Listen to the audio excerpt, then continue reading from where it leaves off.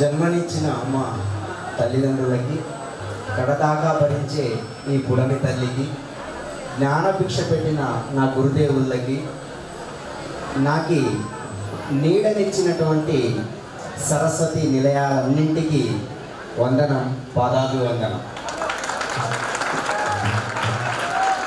నాకు ఈ డయాస్ చూశాక, ఈ డయాస్ పైకి వస్తున్నటువంటి అతిథులను వస్తున్నారని విన్నాక ఒక మహానుభావుడు చెప్పినటువంటి ఒక చిన్న కొటేషన్ జ్ఞాపకం వచ్చింది. బ్రతికి బావుకునేది ఏముందని చావబోకు, చచ్చి సాధించేది ఏముందని బ్రతకబోకు, బ్రతికి జీవితాన్ని సాధించు, చనిపోయి 10 మంది మధ్యలో పదిలంగా జీవించు అన్నారు ఒక మహానుభావుడు. ఇక్కడికి రాబోయే రవీందర్ సార్, అతను తాను బ్రతికి జీవితాన్ని సాధించడమే కాదు, బ్రతికి 10 మంది జీవితాలు సాధించే విధంగా ప్రయత్నం చేస్తున్నటువంటి వ్యక్తులు రవీందర్ సార్ కానీ, మాధవరెడ్డి సార్ కానీ. అలాగే చనిపోయి 10 మంది మధ్యలో పదిలంగా జీవించడం కాదు, వాళ్ళు బ్రతికుండి కూడా ఎంతోమంది మధ్యలో పదిలంగా జీవిస్తున్నటువంటి మహానుభావులు ఈ రవీందర్ సార్ కానీ, మాధవరెడ్డి సార్ కానీ, నా మిత్రుడు బుచ్చన్న గారు కానీ. నిజంగా చూస్తే ఇక్కడ ఉన్నారు ఒక అనాథలు, అమ్మా నాన్న లేని పిల్లల్ని చేరదీసి బిఎన్ రెడ్డి నగర్లో ఒక అనాథాశ్రమాన్ని ఏర్పాటు చేసి వాళ్ళందరికీ కూడా విద్యని అందిస్తున్నటువంటి మహత్తరమైనటువంటి కార్యక్రమాన్ని నా మిత్రుడు చేస్తున్నందుకు నేను నిజంగా గర్వపడుతున్నాను. గత 50 సంవత్సరాల నుండి నేను బడికి వెళ్తూనే ఉన్నాను. ఇప్పటికి 50 సంవత్సరాలు అయింది నేను స్కూల్కి వెళ్ళబట్టి, ఇప్పటికీ వెళ్తూనే ఉన్నాను.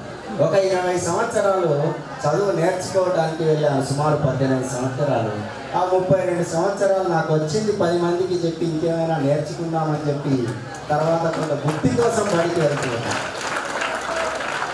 ఆ రోజు నుండి ఈ రోజు వరకు కూడా తరతరాలు మారుతున్న ఎంతోమంది విద్యార్థులను నేను చూస్తూనే ఉన్నాం. కానీ నాటికి నేటికి మారినటువంటి విషయాలను మనం పరిశీలిస్తే, ఒకనాడు స్కూళ్ళల్లో చింతపరుగులు విరిగినటువంటి సందర్భాన్ని చూసాం. ఈరోజు మా పాఠశాలల్లో తలుపులు కిటికీలు విరుగుతున్నటువంటి సమస్యని చూస్తూనే ఉన్నాం. ఆ రోజుల లోపల మేము బడికి వెళ్ళే రోజు లోపల కిలోమీటర్లు నడుస్తూ బడికి వెళ్ళిన విద్యార్థుల్ని చూసాం. ఈరోజు రోజులో 10 అడుగులు కూడా వేయకుండా కుర్చీకి అతుక్కుపోతున్నటువంటి విద్యార్థుల్ని చూస్తూనే ఉన్నాం. ఆ రోజు 5 రూపాయలు పెడితే 100 ఐస్ క్రీమ్లు వచ్చేది. 5 రూపాయలకు 100 ఐస్ క్రీమ్లు కొనుక్కున్నాం. ఈరోజు 100 రూపాయలు పెడితే ఒక్క ఐస్ క్రీమ్ తినే స్టేజ్ వరకు కూడా చూసాం. కాబట్టి విద్యా విషయంలో కూడా, అంటే నాడు వినయంతో కూడినటువంటి విద్య దొరికితే, నేడు విషయాన్ని మాత్రమే విద్యార్థులకి చెప్పి విషయాన్ని నింపుతున్నటువంటి సంస్కృతి పెంపొందిస్తున్నటువంటి ఈ ఆధునిక విజ్ఞానాన్ని చూస్తూ ఉంటే నిజంగా కూడా చాలా బాధాకరంగా ఉంది. మీరందరూ ఎంత మిస్ అయినారని చెప్పేసి ఆలోచిస్తే, మేము ఎండాకాలం సెలవుల కోసం కానీ ఇప్పుడు శంకర్ సార్ వాళ్ళు చెప్తారు ఏ విధంగా జరుగుతుంది, పల్లె వాతావరణం ఎలా ఉంది, విద్యార్థులు ఎలా ఉన్నారు. కాబట్టి అవన్నీ కూడా మనం మిస్ అయిపోయినాం. ఇంకా ముందు మిస్ కాకూడదని చెప్పేసి, మరి సంస్కారం అనేటువంటిది విద్యకి తోడైతే జీవితం ఎంత ఆనందంగా ఉంటుంది అనేటువంటి విషయాన్ని ఈ సంస్కార సాధన కార్యక్రమం ద్వారా మీకు అందించడానికి ప్రయత్నించినటువంటి మా ప్రియ శిష్యుడు మధుకర్, నిజంగా నేను మనస్ఫూర్తిగా అభినందిస్తున్నాను. ఎందుకంటే ఎప్పుడో ఒక 25 సంవత్సరాల క్రితం అనుకుంటాను, నేను మధుకర్ వాళ్ళ మిస్సెస్ మాధవికి, మధుకర్ వాళ్ళ బ్రదర్ రవికి క్లాస్ చెప్పినటువంటి పుణ్యం ఈ రోజు నన్ను స్టేజ్ మీదకి తీసుకొచ్చింది.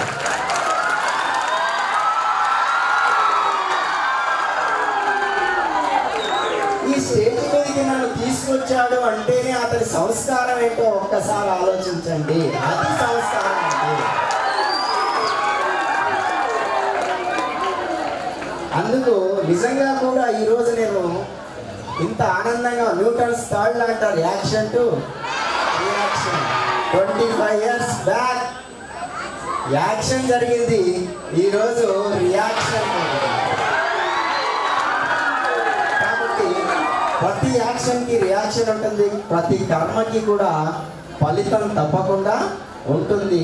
కాబట్టి మీరందరూ కూడా అద్భుతమైనటువంటి ఒక పాజిటివ్ వేలో, అంటే ఒక మధుకర్ లాగా, ఒక మాధవి లాగా, ఒక రవీందర్ లాగా మీరందరూ ఎదిగితే ఈరోజు ఈ సొసైటీ మొత్తాన్ని కూడా సంస్కారవంతంగా మార్చడం పెద్ద కష్టమేమి కాదు. ఎందుకంటే మధుకర్ లాంటి స్టూడెంట్స్, ఇంకా కొంతమంది స్టూడెంట్స్ నేను జ్ఞాపకం చేసుకుంటే, ఒక విద్యార్థి ఈ మధ్యనే ఒక 2 నిమిషాలు ఓకేనా సార్, ఒక చిన్న ఎగ్జాంపుల్ చెప్తాను పాజిటివ్గా ఎలా తీసుకోవాలి మనం. ఒక పశువుల కాపరండి, నా దగ్గరే పశువులు కాస్తూ ఉన్నటువంటి ఒక పశువుల కాపరి, పేదరికం, అతనికి కూలీ చేస్తే తప్ప తల్లిదండ్రులు పూటకి వెళ్ళినటువంటి ఒక విద్యార్థి, ఒక పశువుల కాపరి వచ్చినప్పుడు, నాన్న నువ్వు బడికి వెళ్ళాలిరా అన్నప్పుడు, బడికి వెళ్తే మా ఇంట్లో పూటకి వెళ్ళదు కదా అన్నప్పుడు, బడికెళ్ళు పూటకి వెళ్ళదీయాలి, పని చెయ్యి బడికెళ్ళు అని చెప్తే బడికి వెళ్ళినాడు. ఆ విధంగా బడికి వెళ్ళినటువంటి విద్యార్థి ఈరోజు ఒక గవర్నమెంట్ టీచర్ అయ్యి ఈ మధ్యనే నేషనల్ లిటరసీ అవార్డు తీసుకున్నాడండి.